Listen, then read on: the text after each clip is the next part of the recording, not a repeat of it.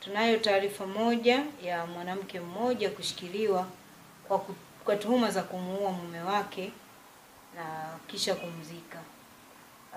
Tukio hili limetokea jana siku ya tarehe 16 mwezi wa 10 mwaka 2025 majira ya saa 7 mchana, ambapo jeshi la polisi lilipokea taarifa kutoka kwa watoto wa marehemu kwamba baba yao amepotea nyumbani tangu siku ya tarehe 11 mwezi huu wa 10 2025, na juhudi mbalimbali zimefanyika za kumtafuta baba yao, lakini hazikuzaa matunda.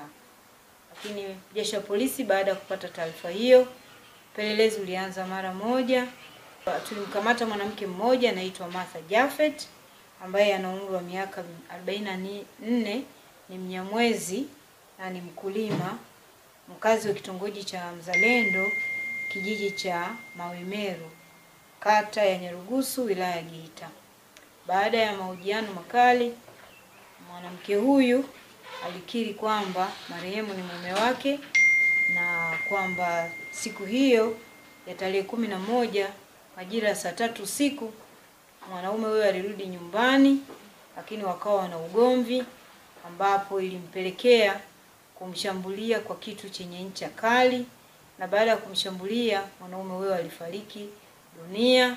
Na baada ya kufariki akaamua kuchimba shimo ndani ya nyumba yao na kisha akamfukia, na baada ya kumfukia akajaza kifusi juu na kuchukua magunia ya udaga na kuyapanga juu yake.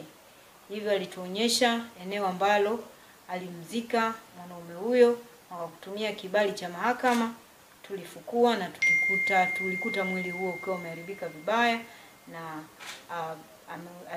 maiti ilionyesha kwamba alikuwa ameshambuliwa na kitu chenye ncha kali. Naomba niendelee kutoa wito kwa jamii kwa kuacha kujichukulia sheria mikononi. Migogoro ya kifamilia, kila siku tunatoa elimu kwa jamii kuhusiana na mauaji yanayo chanzo chake kikiwa ni ukatili wa jinsia. Na tunasema ukatili kwa Geita huko pande zote mbili.